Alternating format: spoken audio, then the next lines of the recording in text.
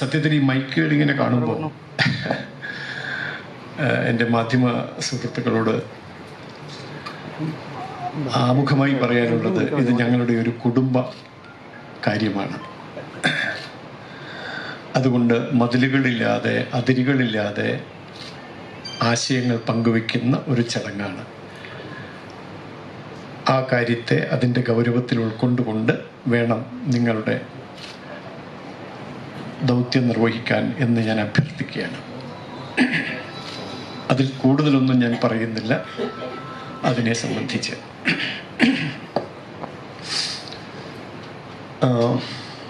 July മാസം 10-ാം തീയതിയാണ് സമാരാധ്യനായ മോദിജി എന്നെ വിളിക്കുന്നത്. ആ വിളിയിലും ചില രസകരമായ അനുഭവമുണ്ട്. ഒരു 10 മണി നേരത്ത് പാർട്ടിയുടെ ദേശീയ സംഘടനാ ജനറൽ സെക്രട്ടറി, ഞാനിത് എൻ്റെ സഹോദരങ്ങളുമായി പങ്കുവയ്ക്കുന്നത് എന്താണ് സംഭവിച്ചത് എന്നറിയാനുള്ള ആകാംക്ഷ എല്ലാവർക്കും ഉണ്ടാകും. അതുകൊണ്ടാണ് ദേശീയ സംഘടനാ general secretary BL Santhosh ji, അദ്ദേഹത്തിൻ്റെ നമ്പറിൽ നിന്ന് എനിക്കൊരു വിളി വന്നു. സംസാരിച്ചത് അദ്ദേഹത്തിൻ്റെ സഹായിയാണ്, മറ്റൊന്നുമല്ല, ബയോഡാറ്റ വേണം, ഒന്നയക്കണം എന്ന് പറഞ്ഞിട്ടാണ്. ഇപ്പോൾ സാധാരണ നിലയ്ക്ക് പാർട്ടിയുടെ കേന്ദ്ര ഓഫീസിൽ നിന്ന് അങ്ങനെ പലപ്പോഴും ഓരോ ആവശ്യങ്ങൾ ചോദിച്ചുകൊണ്ട് വിളി വരാറുണ്ട്, ചെയ്യാറുണ്ട്. അത് കഴിഞ്ഞൊരു അരമണിക്കൂർ കഴിഞ്ഞപ്പോഴാണ്, ഏതാണ്ട് ഒരു 10:40 ആകുമ്പോഴാണ് ഫോണിൽ പ്രൈവറ്റ് നമ്പർ എന്ന ഒരു കോൾ വന്നത്. അതിൽ നമ്പരൊന്നുമില്ല, അത്ര മാത്രമേ ഉള്ളൂ. അങ്ങനെ ഒരു കോൾ വരുന്ന ശീലമില്ല, നേരത്തെ അങ്ങനെ ഇല്ല. അപ്പോൾ ആകെ ഒരു സംശയത്തോടെ ഫോൺ അറ്റൻഡ് ചെയ്തു. ഹിന്ദിയിലാണ് സംസാരിച്ചത്. മാർഷൽ എന്നൊക്കെ ചോദിച്ചു. അതേന്ന് പറഞ്ഞു. മോദിജിക്ക് സംസാരിക്കണം, കണക്ട് ചെയ്യുന്നുണ്ട് എന്ന് പറയാണ്. അപ്പം ഞാൻ വിചാരിച്ചു, ഇതുവല്ല ട്രോളുമാണോ? പ്രൈവറ്റ് നമ്പർ എന്ന് കാണുന്നു. പിന്നെയാണ് അറിഞ്ഞത്, ഞാനത് പറയാം, ഈ പ്രൈവറ്റ് നമ്പർ എന്ന സംവിധാനം എന്താണ്. ഏതായാലും ശരി, കണക്ട് ചെയ്യൂ എന്ന് പറഞ്ഞു. കണക്ട് ചെയ്യുന്ന ചില നിമിഷങ്ങൾ മനസ്സ് നിറയെ ആകാംക്ഷയായിരുന്നു. ആരെങ്കിലും പറ്റിക്കാൻ വേണ്ടിയുള്ള പരിപാടിയാണോ? ഞാൻ പറഞ്ഞ പോലെ ട്രോളാണോ? പക്ഷെ അങ്ങേ തലയിൽ നിന്ന് സ്വതസിദ്ധമായ ശൈലിയിൽ നമസ്തേ മാസ്റ്റർ ജി എന്നുള്ള ആ ഒരു പ്രയോഗം അപ്പോൾ ഉറപ്പിച്ചു, ഇത് ട്രോളല്ല, മോദിജി തന്നെയാണ്. പിന്നീട് അദ്ദേഹം പറഞ്ഞത്, മാഷിനെ ഒരു ദൗത്യം ഏൽപ്പിക്കുന്നു എന്നാണ്. ഞാൻ ചാനലുകാരൊക്കെ വന്ന സമയത്ത് അത് പറഞ്ഞിരുന്നു. ഒരു ദൗത്യം ഏൽപ്പിക്കുന്നു, ഏറ്റെടുക്കണം. എന്താണ് എന്നുള്ളത് ഔദ്യോഗികമായി അറിയിപ്പ് കിട്ടും. എല്ലാ ആശംസകളും. ഇത്ര മാത്രമേ അദ്ദേഹം പറഞ്ഞിട്ടുള്ളൂ. പക്ഷെ അത് ഇനി അങ്ങോട്ടുള്ള ജീവിതത്തിൽ, പ്രവർത്തനത്തിൽ എന്ത് ചെയ്യണം എന്നുള്ള ഒരു നിർദ്ദേശം തന്നെയായിരുന്നു. ദൗത്യം എന്ന് അദ്ദേഹം ഉപയോഗിച്ച വാക്കിൻ്റെ അർത്ഥതലങ്ങളെക്കുറിച്ച് നമ്മൾ ആലോചിക്കുമ്പോഴാണ് ഇനി എന്താണ് ജീവിതം എന്ന ചോദ്യത്തിന് ഉത്തരം കിട്ടുന്നത്. അത് കഴിഞ്ഞു. പിന്നീട് വീണ്ടും 1.5 മണിക്കൂർ കഴിഞ്ഞപ്പോൾ BL സന്തോഷ് ജി തന്നെ നേരിട്ട് എന്നോട് ഇതേ കാര്യം പറഞ്ഞു. എന്ത് എന്ന് പറഞ്ഞിട്ടില്ല. പിന്നീട് 2 ദിവസം കഴിഞ്ഞപ്പോഴാണ്, 12-ാം തീയതിയാണ്, നമ്മുടെ പ്രിയപ്പെട്ട സംസ്ഥാന അധ്യക്ഷൻ ശ്രീ രാജീവ് ചന്ദ്രശേഖർജി രാവിലെ ഒരു 8 മണി നേരത്തെ വിളിച്ചിട്ട് ഇതാണ് ദൗത്യം എന്ന് പറഞ്ഞത്. സത്യത്തിൽ നമ്മുടെ പ്രവർത്തന രീതി അനുസരിച്ച്, നമ്മുടെ ശൈലി അനുസരിച്ച്, നമ്മളൊക്കെ പഠിച്ച കാര്യങ്ങളനുസരിച്ച് ഇത്തരം ചിന്തകൾ, ഏതെങ്കിലും ഒരു അധികാര സ്ഥാനത്തെത്തണം, അല്ലെങ്കിൽ ഇതുപോലെയുള്ള പദവികളിലേക്ക് എത്തണം എന്നൊന്നും ചിന്തിച്ചു കൊണ്ടല്ല. നമ്മൾ ആരും, ആ ഇരിക്കുന്ന അങ്ങേയറ്റത്തിരിക്കുന്ന വേലായുധേട്ടൻ മുതൽ ഈ ഇളം തലമുറയിലെ TC മനോജ് വരെയുള്ള ആളുകൾ അങ്ങനെയൊരു സങ്കല്പമോ ചിന്തയോ മനസ്സിൽ വെച്ചുകൊണ്ടല്ല നമ്മൾ പ്രവർത്തിക്കുന്നത്. നിങ്ങളൊക്കെ ഈ ഇരിക്കുന്ന എല്ലാവരും എന്താണ് നമ്മൾ ചെയ്യേണ്ടത് എന്നത് നമ്മൾ നിർണയിച്ചു കഴിഞ്ഞു. എപ്പോൾ രാഷ്ട്രീയ സ്വയംസേവക സംഘത്തിൻ്റെ ശാഖയിൽ പരമപവിത്ര ഭഗവദ്ധ്വജത്തെ സാക്ഷി നിർത്തിക്കൊണ്ട് നമസ്തേ സദാവത്സലേ മാതൃഭൂമേ എന്ന് തുടങ്ങി പരം വൈഭവം നേതുമേതത് സ്വരാഷ്ട്രം ഭാരത് മാതാ കി ജയ് എന്ന വരിയിൽ അവസാനിക്കുന്ന ആ 13 വരികളിലൂടെ നമ്മുടെ ജീവിത ലക്ഷ്യം നമ്മൾ നിശ്ചയിച്ചിട്ടുണ്ട്. രാഷ്ട്രവൈഭവം, നാം ഉൾക്കൊള്ളുന്ന ഈ സമൂഹത്തിൻ്റെ സർവതോമുഖമായ ഉന്നതി. പണ്ഡിറ്റ് ദീൻദയാൽജി അതിനെ വിശേഷിപ്പിച്ചത് അവസാനത്തെ വരിയിലെ അവസാനത്തെ ആൾക്കും ക്ഷേമം ഉറപ്പുവരുത്തുന്ന ഒരു സംവിധാനം, അതിനുവേണ്ടി കടീബദ്ധരായി പ്രതിബദ്ധതയുള്ളവരായി സ്വയം സമർപ്പിതരായി പ്രവർത്തിക്കുക എന്നുള്ളതാണ്. മോദിജി നിർദ്ദേശിച്ച ദൗത്യം ഇതാണ് എന്ന് നമുക്ക് തിരിച്ചറിയാൻ കഴിയും.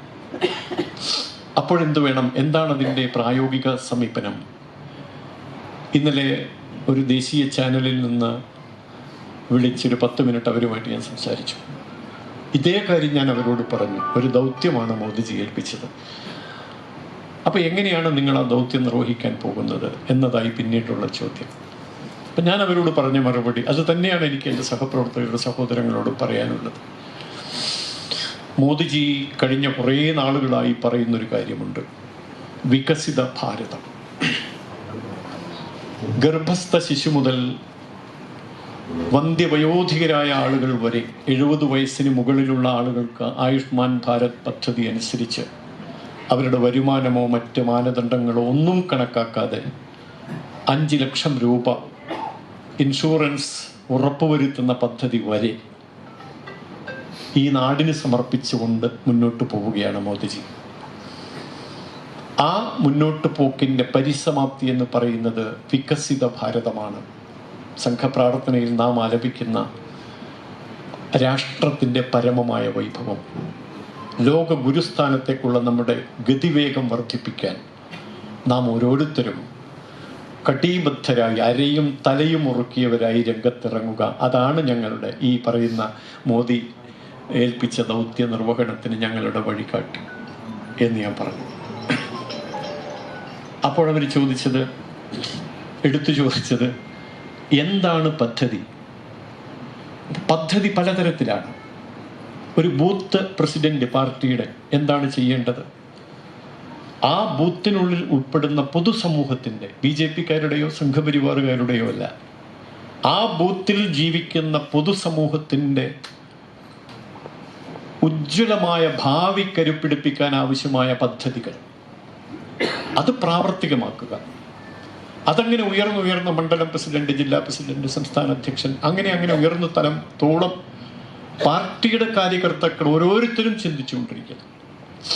അത് പാർട്ടി നമ്മുടെ സംവിധാനത്തിൻ്റെ ഭാഗമായിട്ടാണെങ്കിലോ ഗ്രാമതലത്തിൽ പ്രവർത്തിക്കുന്ന പഞ്ചായത്ത് പ്രതിനിധി, വാർഡ് മെമ്പർ മുതൽ അങ്ങ് മുകളിൽ ആരാധ്യനായ പ്രധാനമന്ത്രി വരെ, അതിനും അപ്പുറത്ത് നമ്മുടെ രാഷ്ട്രപതി വരെ ഉള്ള ആ സംവിധാനത്തിലൂടെ ജനക്ഷേമം ഉറപ്പുവരുത്താൻ കഴിയുന്ന കാര്യങ്ങൾ, അതിനുവേണ്ടിയുള്ള പ്രവർത്തനം, ഇതാണ് പ്രായോഗികമായ സമീപനം. അതാണ് ചെയ്യാൻ ഉദ്ദേശിക്കുന്നത്. അത് തന്നെയാണ് എനിക്ക് മാധ്യമങ്ങളോടും എന്തെങ്കിലും പറഞ്ഞു, നാട്ടുകാരോട് എന്തെങ്കിലും പറഞ്ഞു എന്നുള്ളതല്ല.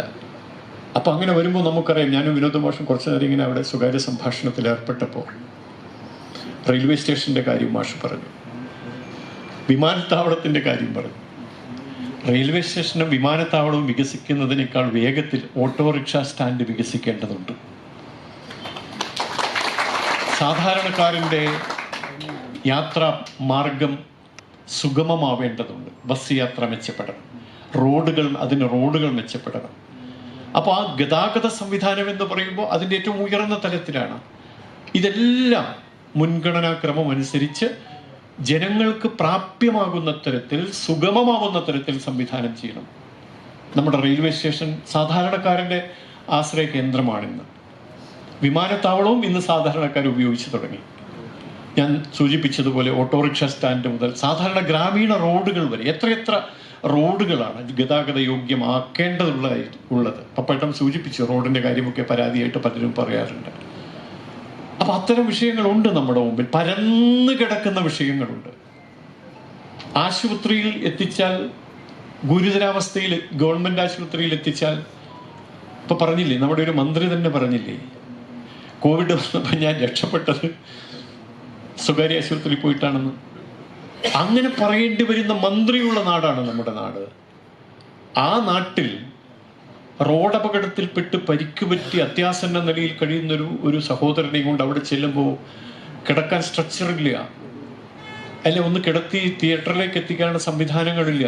അവിടെ ചെല്ലുമ്പോൾ സൂചിയില്ല, അവിടെ ചെല്ലുമ്പോൾ മരുന്നില്ല. ഇപ്പം നമ്മൾ നമ്പർ 1 എന്നൊക്കെ പറയുന്നുണ്ട്. എവിടെയാണ് ആതുര ശുശ്രൂഷാ രംഗം? വിദ്യാഭ്യാസം, എല്ലാ കുട്ടികളും ജയിക്കുകയാണ് 10ാം ക്ലാസ്സിൽ. നല്ല കാര്യം, സന്തോഷമുള്ള കാര്യം. ഞാൻ അധ്യാപകനായി പ്രവർത്തിച്ചിരുന്ന കാലത്ത് എൻ്റെ ക്ലാസ്സിൽ 10ാം ക്ലാസ്സിൽ ഞാനൊരു കേട്ടെഴുത്ത് നടത്തി. 10 വാക്യങ്ങളാണ് പറഞ്ഞത്, വാക്കുകളാണ് പറഞ്ഞത്. ആ 10 വാക്കുകൾ 42 കുട്ടികളുള്ള ക്ലാസ് മുറിയിൽ 10 വാക്കുകൾ കേട്ടെഴുത്ത് പറഞ്ഞപ്പോൾ 3 കുട്ടികളാണ് എല്ലാ വാക്കും ശരിയായി എഴുതിയത്. 42 കുട്ടികളിൽ 3 കുട്ടികൾ. അതിൽ 3 കുട്ടികൾ ഒഴിച്ച് 39 കുട്ടികളും പൊതുവായി തെറ്റിച്ച ഒരു വാക്ക് ഭരണഘടന എന്നുള്ളതാണ്. നമ്മൾ നോക്കണം. ഇപ്പോൾ ഈ ഭരണഘടനയുടെ ഒരു പാവക്കുട്ടിയെ പോലുള്ള ഒരു പുസ്തകം ഉയർത്തിപ്പിടിച്ച് നടക്കുന്ന ആളുകളുണ്ടല്ലോ നമ്മുടെ നാട്ടിൽ. അപ്പൊ ഇതെന്താണെന്ന് കുട്ടികൾക്ക് അറിയാൻ കഴിയാത്ത 10ാം ക്ലാസ്സിലെ കുട്ടികളാണ് ഭരണഘടന എന്ന് അക്ഷരം തെറ്റാതെ എഴുതാൻ സാധിക്കുന്നത് 3 കുട്ടികളാണ്. ബാക്കി എല്ലാവരും പൊതുവായി തെറ്റിച്ച വാക്ക് ഭരണഘടനയാണ്. നമ്മുടെ വിദ്യാഭ്യാസത്തിന്റെ നേർചിത്രമാണത്. നോക്കൂ, കുട്ടികളെ ഇപ്പൊ പാദപൂജയാണ് എല്ലാവരുടെയും വിഷയം. മാർച്ച് നടത്തുകയാണ് പാദപൂജ നടത്തിയതിനെതിരായിട്ട്. എൻ്റെ നാട്ടിൽ ഞാൻ ജോലി ചെയ്ത വിദ്യാലയത്തിൽ എല്ലാ വർഷവും ആ പരിപാടി അവിടെ നടത്താറുണ്ട്. അസംബ്ലിയിൽ കുട്ടികളെ ഒരുമിച്ച് നിർത്തി ഇതിൻ്റെ ആശയം പറഞ്ഞു കൊടുത്ത് ക്ലാസ് മുറിയിൽ അവർ അധ്യാപകരുടെ പാദ നമസ്കാരം ചെയ്യാറുണ്ട്. ഈ പരിപാടിയിൽ രക്ഷിതാക്കളെ വിളിക്കാറുണ്ട്. ഈ പരിപാടിയിൽ പങ്കെടുത്ത് തിരിച്ചു പോകുന്ന രക്ഷിതാവ് സ്റ്റാഫ് റൂമിൽ വന്ന് ഞങ്ങളെ കെട്ടിപ്പിടിച്ച് അഭിനന്ദിക്കാറുണ്ട്. ജാതി, മത, വർഗ, വർണ്ണ, രാഷ്ട്രീയ ഭേദമന്യേ രക്ഷിതാക്കൾ. കാരണം അതൊരു മൂല്യമാണ്. എന്തുകൊണ്ടാണ് ക്ലാസ് മുറിയിൽ നമ്മൾ ഇരിക്കുമ്പോൾ തൊട്ടടുത്ത ആളെ ചവിട്ടിപ്പോയാൽ നമ്മൾ തൊട്ട് നെറുകയിൽ വയ്ക്കുന്നത്? എന്തിനാണ്? സ്വാഭാവികമായി സംഭവിക്കുകയാണ്. അതൊരു മൂല്യമാണ്. ആ മൂല്യങ്ങൾ വേണ്ടേ നമുക്ക്? റോഡും വിമാനവും തീവണ്ടിയും മാത്രം മതിയോ? മനുഷ്യനായി ജീവിക്കാൻ കഴിയുന്ന ആധ്യാത്മിക സംസ്കൃതിയുടെ അത്യുജ്വലമായ പാരമ്പര്യം പേറുന്ന നമ്മുടെ ഈ നാട്ടിൽ നമുക്ക് മാർഗം കാണിച്ചു തരുന്ന അധ്യാപകരുടെ മുന്നിൽ നമസ്കരിക്കാൻ നമ്മുടെ കുട്ടിയോട് പറയുന്നത് അപരാധമാണെങ്കിൽ ആ അപരാധമാണ് ഇനി ഈ നാടിന് വേണ്ടത് എന്ന് ചിന്തിക്കേണ്ടി വരും. ആ അപരാധമാണ്. ഇപ്പോൾ എന്നെ രാജ്യസഭയിലേക്ക് തിരഞ്ഞെടുത്തത് എന്ത് യോഗ്യതയുടെ അടിസ്ഥാനത്തിലാണ് എന്നൊരു ചോദ്യം ഉയരുന്നുണ്ട്. നമ്മളൊരു പാവം, ഒരു നാട്ടും പുറത്തുകാരൻ. പക്ഷെ എനിക്ക് ഈ നാടിനെ കുറിച്ച് അറിയാം. എന്നെ പഠിപ്പിച്ചിട്ടുണ്ട് എൻ്റെ പ്രസ്ഥാനം. എനിക്ക് ഈ നാട്ടുകാരെ കുറിച്ചറിയാം. എന്നെ പഠിപ്പിച്ചിട്ടുണ്ട് എൻ്റെ ഈ പ്രസ്ഥാനം. എന്നെ എഴുതാൻ പഠിപ്പിച്ചിട്ടുണ്ട്, ഞാൻ എഴുതിയിട്ടുണ്ട്. എന്നെ സംസാരിക്കാൻ പഠിപ്പിച്ചിട്ടുണ്ട്, ഞാൻ സംസാരിച്ചിട്ടുണ്ട്. 10-30 വർഷക്കാലം ഞാൻ അധ്യാപകനായി ജോലി ചെയ്തിട്ടുണ്ട്. അതിനെനിക്ക് കരുത്തു പകർന്നത്, ഈ സാമൂഹ്യ വീക്ഷണം എനിക്ക് പകർന്നു തന്ന എൻ്റെ പ്രസ്ഥാനമാണ്. എനിക്ക് ഔദ്യോഗികമായ അംഗീകാരങ്ങൾ പലരും തന്നിട്ടുണ്ട്. ഞാനതൊന്നും കടലാസിൽ എഴുതി ആരുടെ മുമ്പിലും സമർപ്പിക്കാൻ ഉദ്ദേശിക്കുന്നില്ല. കാരണം എന്നെ അതിന് നിയോഗിച്ച ആളുകൾക്കറിയാം ഞാൻ ആര് എന്ന്. അവർക്കത് ബോധ്യമുള്ളത് കൊണ്ടാണ് ഇയാൾ തരക്കേടില്ല എന്ന് വിചാരിച്ച് എന്നെ അവിടേക്ക് വിളിച്ചിട്ടുള്ളത്. അതിനാരുടെയും സമ്മതപത്രം എനിക്ക് ആവശ്യമില്ല. എനിക്കാകെ വേണ്ടത് ഈ നാടിനെ സ്നേഹിക്കുന്നവരുടെ ആശീർവാദം മാത്രമാണ്. അതെനിക്കുണ്ട് എന്നുറപ്പാണ്. പിന്നെ പലരും സംസാരിച്ചപ്പോൾ എൻ്റെ ഞാൻ അനുഭവിച്ച ദുരിതത്തെക്കുറിച്ച് പല ചാനലുകളും എൻ്റെ അടുത്ത് വന്ന് ചോദിച്ചു. ഞാൻ പറഞ്ഞു, ദയവ് ചെയ്ത് അത്തരം ചോദ്യങ്ങളെക്കുള്ള മറുപടി എന്നിൽ നിന്ന് നിങ്ങൾ പ്രതീക്ഷിക്കരുത്. കാരണം ദശാബ്ദങ്ങളോളം ഈ നാട്ടിൽ നടന്ന ആ ഒരു ദുരന്തപൂർണമായ അനുഭവം ഇനി ആവർത്തിക്കരുത് നമ്മുടെ നാട്ടിൽ. കഴിഞ്ഞതൊരു ദുസ്വപ്നം പോലെ മറക്കാൻ നിങ്ങൾ സന്നദ്ധരാകണം. മാധ്യമ പ്രവർത്തകർ അതിന് സഹകരിക്കണം എന്നാണ് ഞാൻ പറഞ്ഞത്. അതുകൊണ്ട് ആ കാര്യങ്ങളെക്കുറിച്ച് ചിക്കിച്ചിഴഞ്ഞെടുത്ത് ഇഴകേറി പരിശോധിച്ച് വിമർശിച്ച് അതിനെ പ്രതിരോധിച്ച് സമയം കളയരുത്. ഇനിയും കണ്ണൂരിലെ സഹോദരങ്ങളുടെ മനസ്സ് അസ്വസ്ഥമാക്കരുത്. ഇനിയും കണ്ണൂരിലെ കുടുംബങ്ങളുടെ കണ്ണീരിൽ കൂടുതൽ ഉപ്പ് ചേർക്കരുത്. ഇനിയും കണ്ണൂരിൽ കത്തിമുനകൾ അന്തരീക്ഷത്തിൽ സംവദിക്കുന്ന സാഹചര്യം ഉണ്ടാകരുത്. കൃഷ്ണദാസ് ഇത് പറഞ്ഞു. വിധിന്യായത്തിൽ ജഡ്ജി സൂചിപ്പിച്ചതുപോലെ രാഷ്ട്രീയ കക്ഷികൾ ഏറ്റുമുട്ടേണ്ടത് തെരുവിലല്ല, ആശയത്തിലൂടെയാണ്. ആയുധത്തിലൂടെയല്ല, ആശയത്തിലൂടെയാണ്. അത് തന്നെയാണ് എൻ്റെ പ്രസ്ഥാനം എന്നെ പഠിപ്പിച്ചത്. 100% അങ്ങനെയാണ് പഠിപ്പിച്ചത്. അരുത് എന്നതാണ് ചെവിയിൽ മുഴങ്ങിയ കാര്യം. അത്തരം കാര്യങ്ങൾ മനസ്സിലേക്ക് വരുമ്പോൾ അരുത് എന്ന് നമ്മുടെ സഹോദരങ്ങളെ ഓർമ്മപ്പെടുത്തുന്ന വാക്കാണ് പ്രസ്ഥാനത്തിലൂടെ നമ്മൾ കേട്ടത്. അങ്ങനെ കേട്ട് വളർന്ന നമുക്ക് മറ്റൊരാളുടെ ചോരയിൽ അഭിരമിക്കാൻ കഴിയരുത്.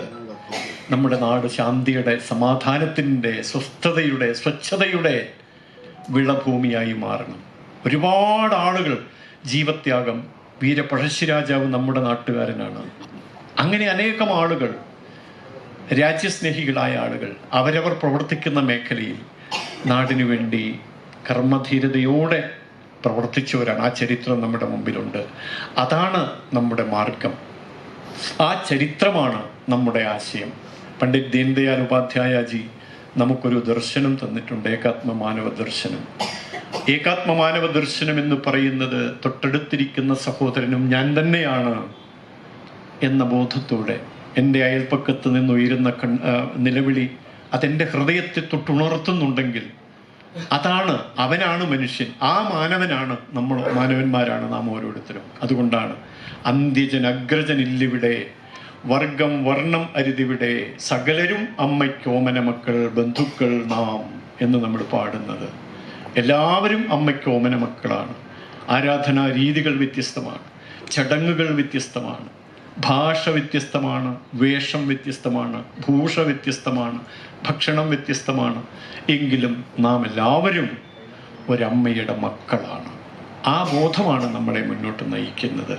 അങ്ങനെ വരുമ്പോൾ നമുക്ക് ഈ പറയുന്ന ദുരന്തപൂർണമായ ഒരു സാഹചര്യത്തെ പുനഃസൃഷ്ടിക്കാൻ നമുക്ക് കഴിയരുത്. എനിക്കെൻ്റെ പ്രിയപ്പെട്ട മാധ്യമ സുഹൃത്തുക്കളോടും സഹോദരങ്ങളോടും അഭ്യർത്ഥിക്കാനുള്ളത് അതാണ്.